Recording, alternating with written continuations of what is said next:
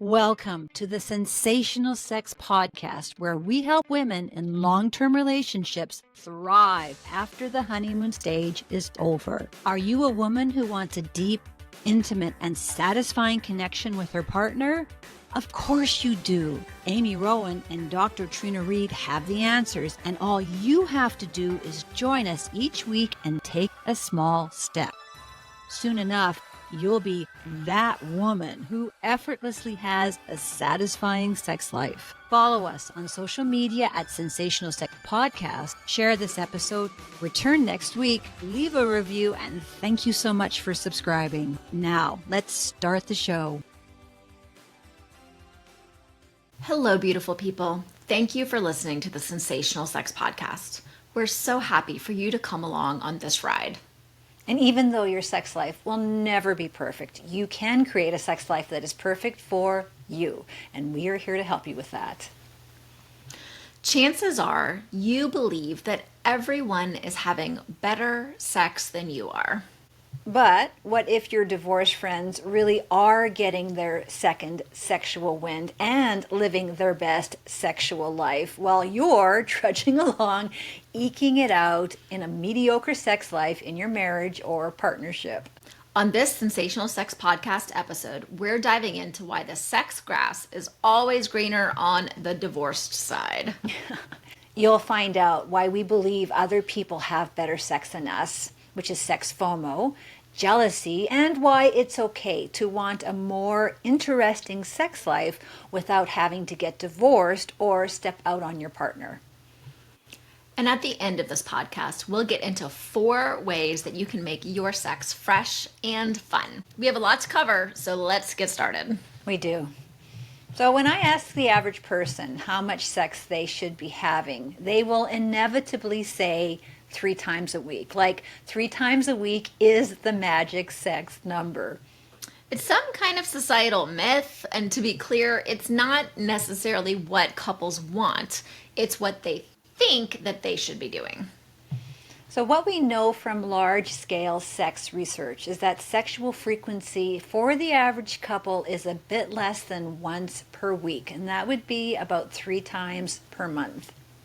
And if you're in the 35 to 45-year-old age range, it's more likely to be around twice per month. A third of people under the age of mid-40 haven't had any sex at all in the last month, meaning it's normal not to be having any sex. So couples don't need to have sex 3 times a week. It's about making the times that you do have it passionate, meaningful, and full of mutual communication. Yeah, so I feel like there's a huge disconnect between what people think they should be having and what's actually happening.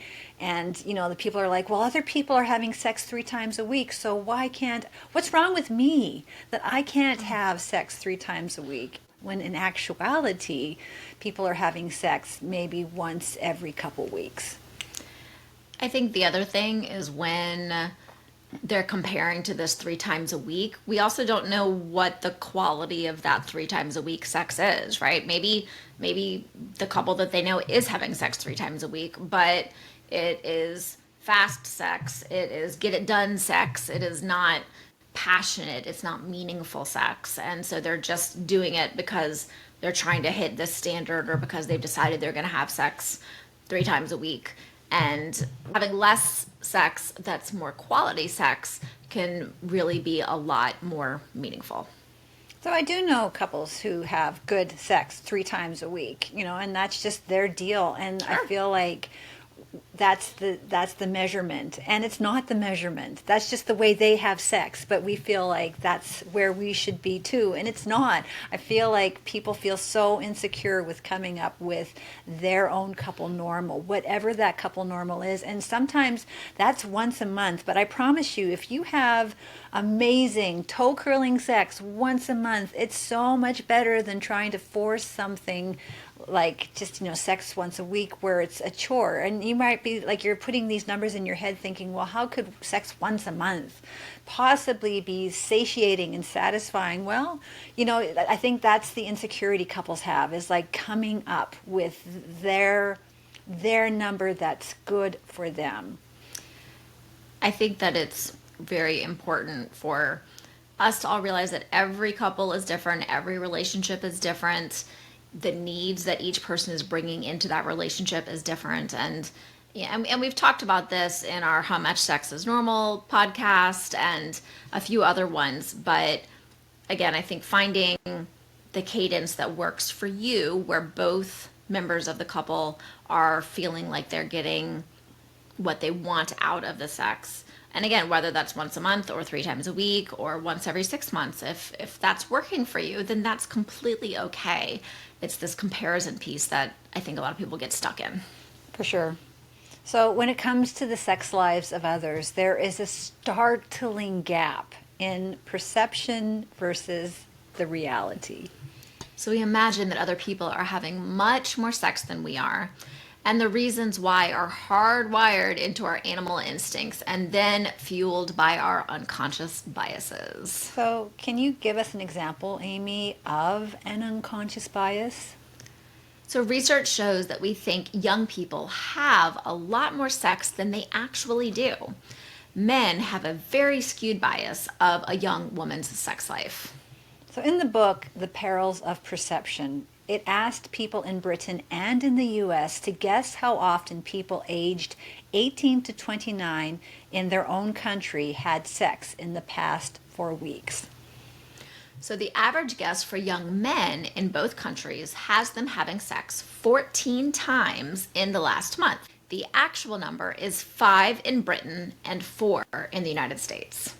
So our unconscious bias believes that young men have sex every other day, around 180 times a year, compared to the reality of around 50 times per year.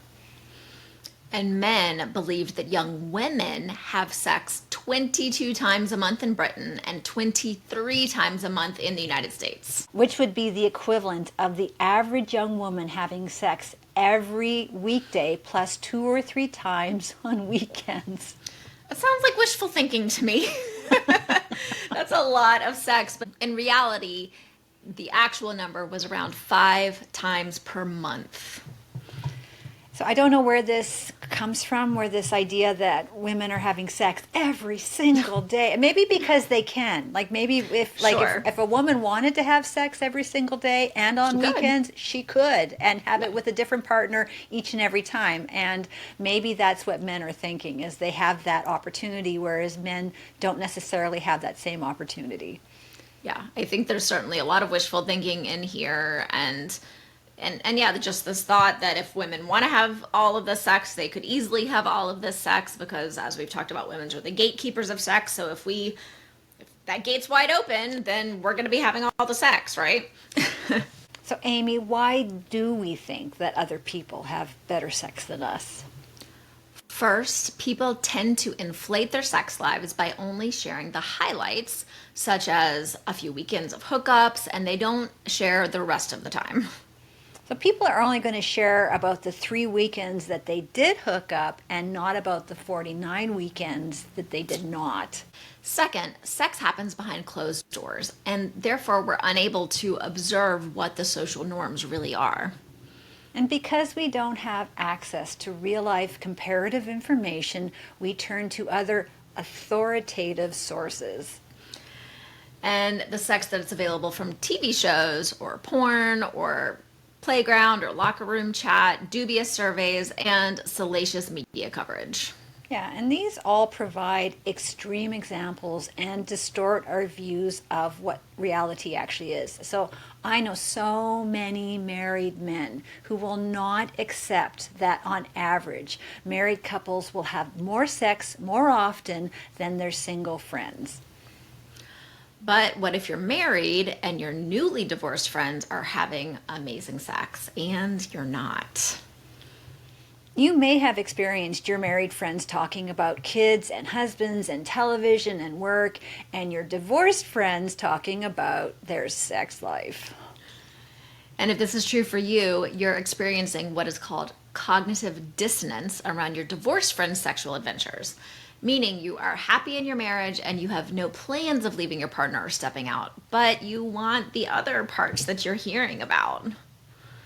And a lot can change in 15 years of being a couple, especially for women who have spent years focusing on their marriage and family. And it's okay and completely normal if you want that freshness and that vitality and to be really interested in your sexuality again. And maybe you already felt this during the great relationship reckoning of the COVID pandemic, or maybe you're like me and your kids are preparing to leave the nest. And once you remove these usual distractions and this external stimuli, couples are forced to really start to look into their relationships and the quality of their sex lives. So there's research to show that only 38 to 42% of women are satisfied with their sex life. And while that number increases slightly in men, the majority of couples aren't fully satisfied with their sex life.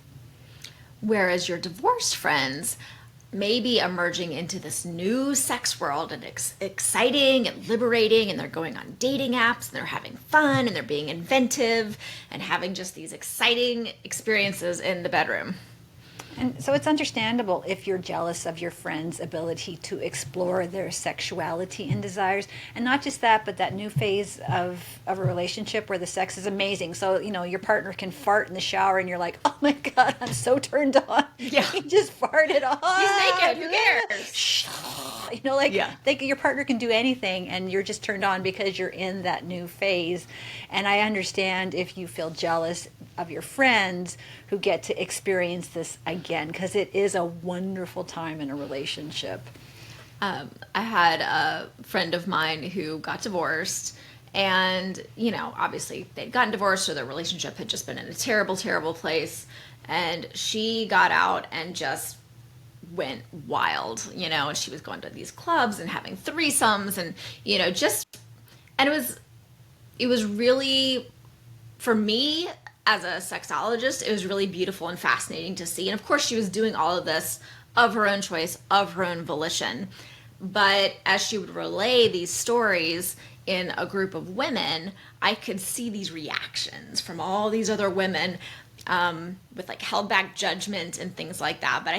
But also everyone wanted to hear the stories. Everyone wanted to hear about how she'd fulfilled her fantasy of XYZ. And I thought it was awesome. I was like, you were stuck in that relationship. You hadn't been able to do all of these things. And now you are choosing to go have all of these experiences that you want to have. And like, good for you for embracing that.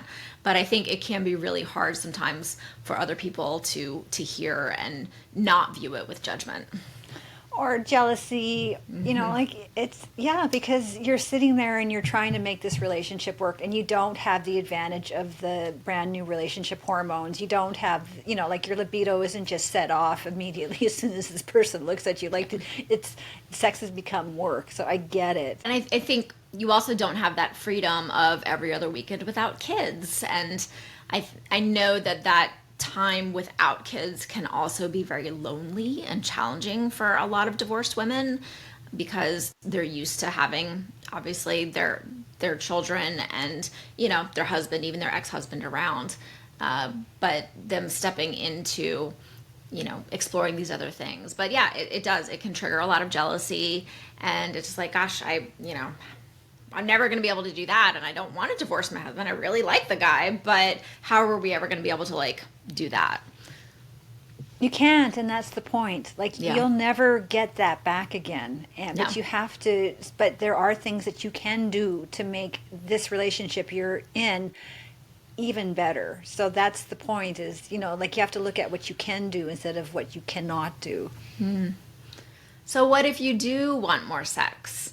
Around 54% of men and 42% of women want sex more frequently, and they often cite busyness as getting in the way. So studies suggest that having sex once per week is the Goldilocks good amount of sex for a long-term relationship and its happiness.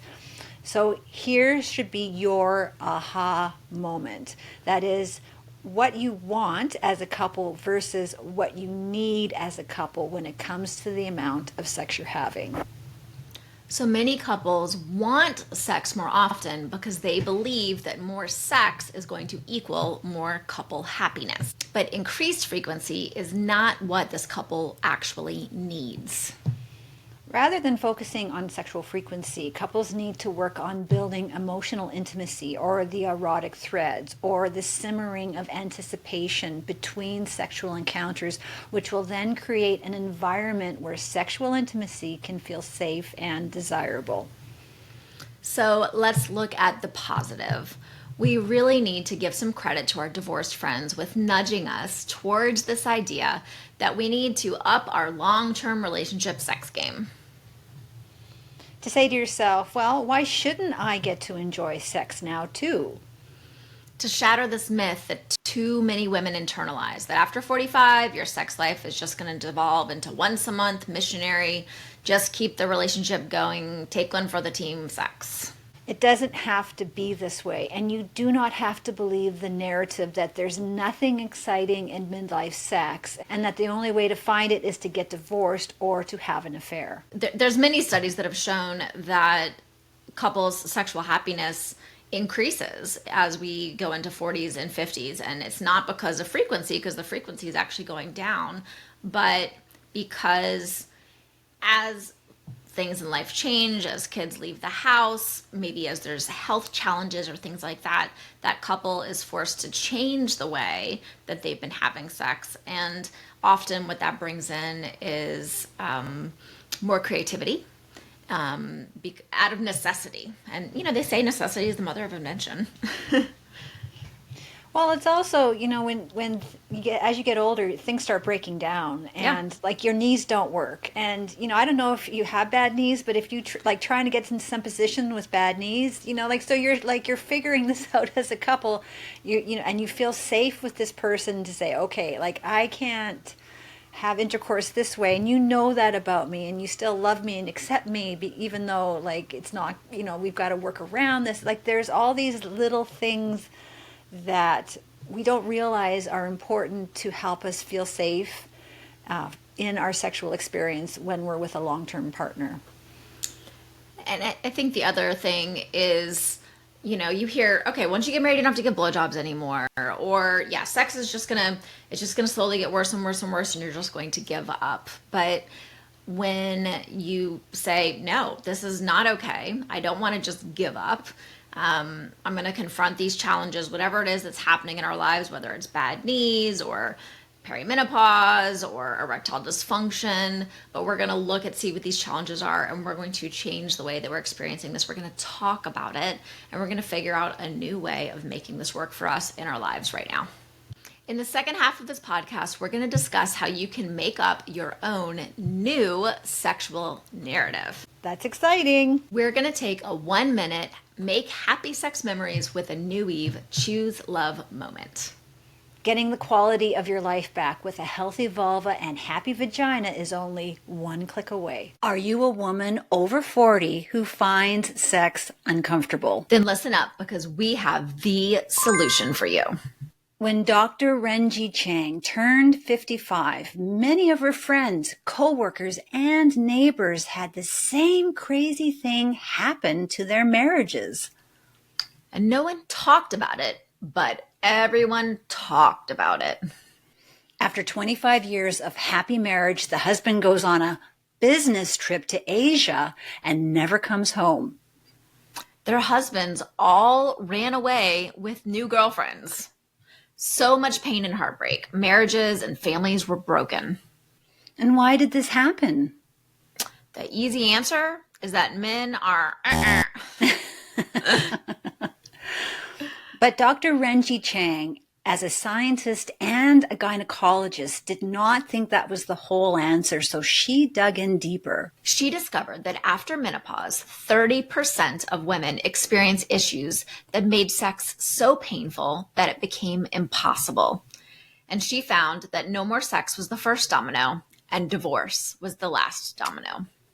Dr. Chang wanted to help save these marriages, so she invented New Eve. New Eve is a natural remedy that works using nutrients taken both orally, topically, and vaginally to nourish your tissues, promoting collagen and elasticity, and restoring your body's normal sexual functions.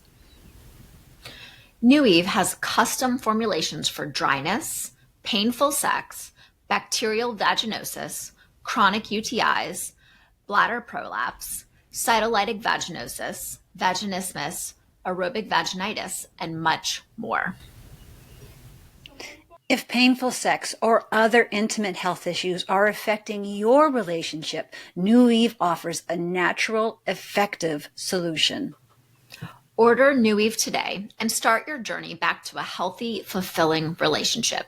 Your body deserves it. And here's even better news. Our affiliate link in the description will get you a 5% discount. Simply use the code SSP. And remember, when you take care of your vulva, she will take good care of you. And we're back with our sex IQ question. In general, who has more sex, single people or people in committed relationships? A, single people, B, people in committed relationships, or C, it's about the same amount. So the answer is B, people who are in relationships. So according to data, single people generally have less sex frequently than those in committed relationships, with the exact frequency varying widely depending on individual factors like age, lifestyle, and dating habits. So generally, having sex once a week or more is considered a frequent and healthy amount by most sex therapists and researchers. However, and we can't emphasize this enough, there is no normal amount of sex. What's important here is that individuals feel comfortable with their own sexual activity level. And because every single person is different, there is no single average frequency for sex for single people. So the average single person has sex about once or twice a month. Studies show that younger single people tend to have sex more frequently than older single people. Which makes sense. Yeah, that does make sense. Because they don't have responsibilities. Yeah. They don't have Yeah. kids. Yeah, I think it's probably because of, you know, the stories that we're hearing from divorced friends, or even just looking back at our single days through probably an unrealistic lens. You know, there's tons of studies that have shown that when we look back at memories, generally speaking, we're going to remember the most positive things, and kind of the rote, the boring, all of that just kind of filters out. And so, you know, thinking, oh, these people who are dating are having so much more sex, but I think they are having less because primarily of accessibility, right? We have a lot more accessibility in a committed relationship when we have somebody that is there readily available, and you don't have to, you know, take them out for dinner. Well, you should take them out for dinner first, but. You know, I've also heard a lot of stories where people are unhappy with what's happening in their sex life. You know, like they're meeting people and the sex isn't great. Like it's not a lot different than when we were 20. We just have a lot of different issues going on with our body. So, you know, men aren't able to get it up, or her vagina's dry, or, you know, like there's these other issues that are complicating things. So for me, it seems like sex isn't that much different than it was in our 20s before we got partnered up with someone. It's just our bodies are not working as well as they used to. And so, you know, it just makes things a little more difficult. So I'm not really sure that, like, other than having the new sex vibes, which are wonderful, and that's the most amazing feeling ever. You know, there's other things that are complicating the sexual experience, and I don't think that's being talked about enough. Agreed. I also think, looking back at my dating sex days, which were a very long time ago, but I had a lot of very meaty, not a lot, but I had, well, I'll say a lot. I mean, whatever. It wasn't a lot. Doesn't really matter. No, but the sex that I had in my dating days wasn't great. It really wasn't, because I didn't know my body. I hadn't experienced an orgasm. So I certainly wasn't able to show or explain that to a partner. And of course, they didn't know what they were doing either.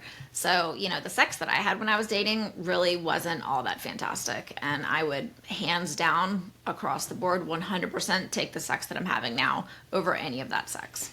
Mind you, if I was to get into a brand new relationship now, I would not tolerate things that I tolerated when I was 20. I'd be Absolutely like, not. no. You got to do this. Like, and it wouldn't even be a question. It would just be like, this is what's happening. And maybe that's why for women who are getting their second sexual wind, they are expressing themselves. And that's a very liberating feeling. It's just, they've come into themselves and they're not putting up with that BS anymore. And, that must feel amazing. I think that is why divorced sex probably does seem, and there's the perception of it, that it is so fantastic, because I would think women in that position do know themselves better. They are better able to ask for what they want. But then I also hear the flip side where, they get on the dating apps and they're like, it's awful, like just the people that you meet and they just want sex or whatever. And so, I think that there's the upside of it, and there's definitely the dark side of it too. Yeah. So this is the part of the podcast where we put on our sexologist hats and give you concrete and practical tools to help your sexual situation. The question is, are your friends having better sex than you are? And the truthful answer is maybe, but you can easily change that. And we're going to give you 4 practical ideas. So I want you to pick one of these ideas and actually follow through with it. So let's start at the start with a friendly sex ed reminder. When it comes to sex, quality always beats out quantity. So please don't get hung up on how often you're having sex or how long you're spending on it. Research shows that when people force themselves to have sex more often and double their sexual frequency, it actually backfires and makes sex feel more like a chore than anything else. Number 1 is build a non-sex erotic thread, simmering connection with emotional intimacy. Be aware and wary if you're putting an overemphasis on sex as a means of emotional connection. And Amy and I get this. Having sex is just such an efficient way to have that emotional connection that helps you feel closer by releasing oxytocin, that helps you have the trust and bonding. And in fact, one of my friends said, if it's been a while since you've had sex and then you have sex, it's almost like all the bad vibes leave the house because you've just you feel connected and closer to that person. It doesn't take a lot of effort, but that shouldn't be your only way to feel that connection. It really will be setting your relationship up for failure if you're using sex to carry that full weight of the connectedness. Probably going to force you to have duty sex. And by this I mean checking a box, scheduling something just to maintain a minimum. And too often this is going to turn into lifeless sex, and this is going to leave the couple feeling dissatisfied and not emotionally connected. So only when the relationship is given appropriate care and regular attention that the sex is going to switch from something that just happens to your body, you just have an orgasm, to something that is sensual, emotional, creating a lot of intimacy, which is infinitely more soul-quenching and satisfying for you and your partner.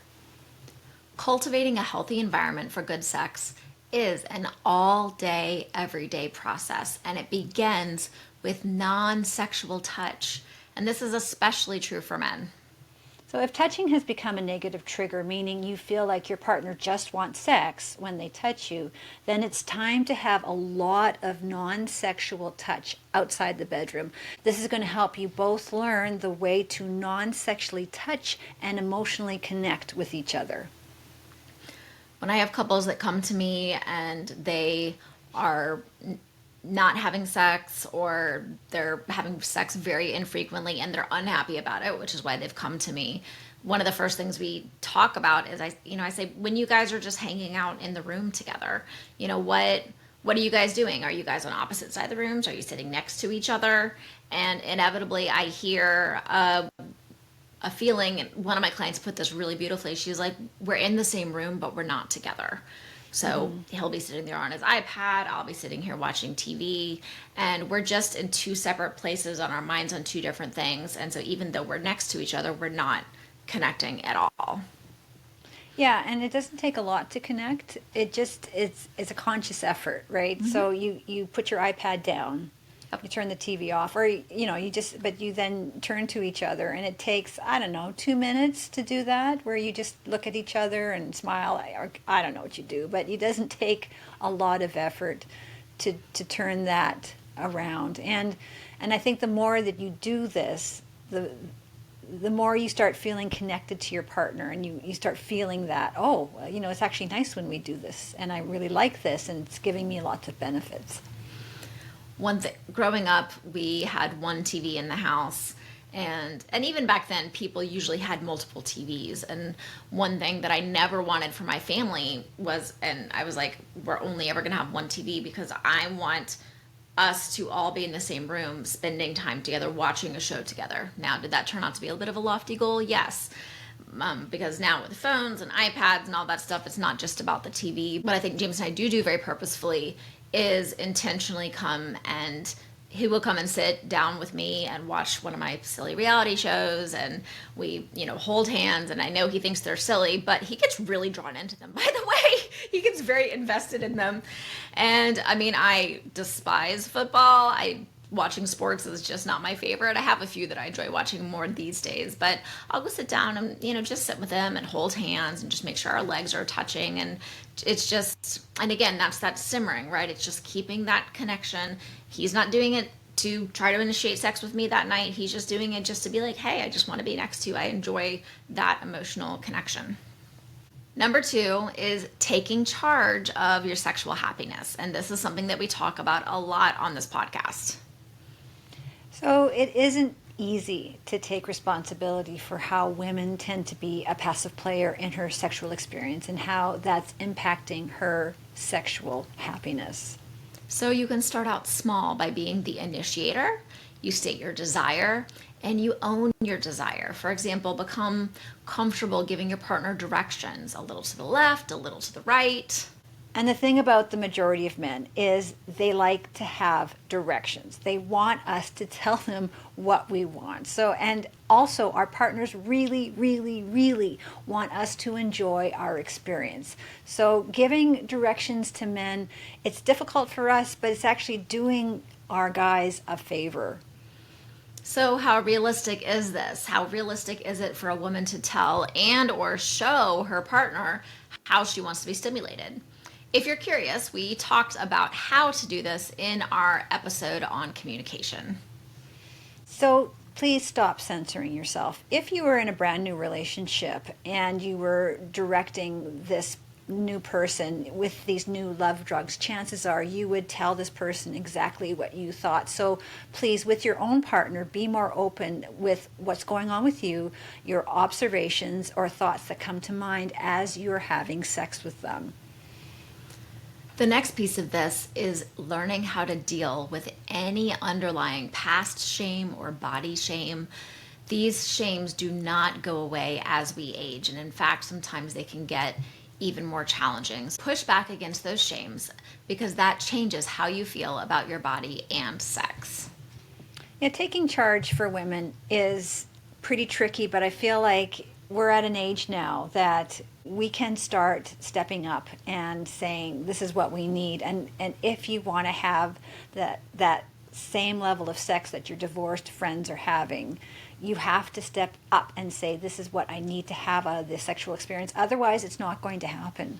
Mm-hmm. So our third practical tip is notice your sexual scripts and where you've fallen into a worn out sex pattern that may have turned into a sex rut. A very common sex rut is where one partner, typically the man, always initiates. So if this is your relationship, this is such an easy fix to become an initiator. It sounds really small, but it's forcing you to state your desire and tell your partner what you want them to do to you.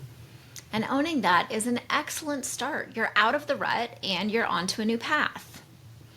So a common refrain here is women who are raising kids and running households feel like they're managing and controlling so many things and putting so much labor and forethought into keeping the wheels of their home life and work life moving.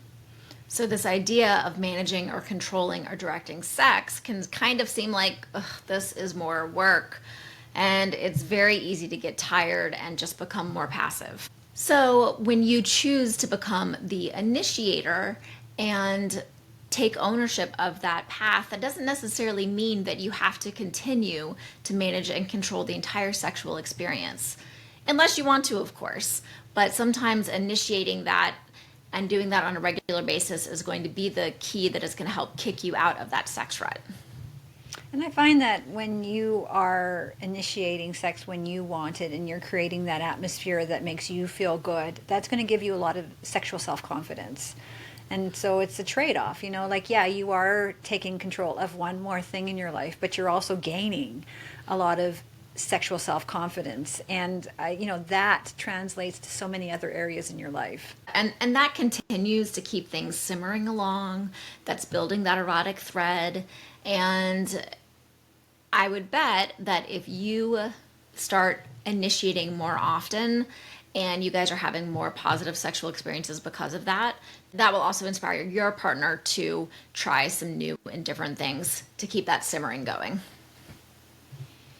So our fourth recommendation is to say what you want. So set a goal that during sex you have to say at least one thing that you want to happen. And this can be really challenging for the majority of women. This might even take you months of practice. Yet you will see how it opens up your relationship and your communication. Amy and I, we've done a number of podcasts on the step by step of how to ask for what you want if you're not sure how. Sexual vitality doesn't just happen naturally. It has to be built with intention. Otherwise, it will not happen. So to wrap up this podcast, there's a good chance that your friends are not having more or better sex than you. And yet there are so many reasons why we choose to shut down our sexuality over time. However, those can always be reversed. So the truth is, you're probably not going to have off-the-hook sex very often, but what you can have is something a lot more meaningful than what your divorced friends get to have right now. Emotional intimacy, erotic threads, simmering with anticipation can only happen when we feel safe, secure, and we're in a solid relationship. So your divorced friends get to have novel sex and you get to have soul-quenching sex. It's a definite trade-off. But I think there is, and for any divorced women who may be listening to this right now, we're not knocking the sex that you're having as you're exploring this other aspect of your life. I think that there is a value that both of those can bring into how we feel building our sexual confidence. So whether you are working on building more of that soul-quenching sex or you're really enjoying that novel sex, all of it is good sex.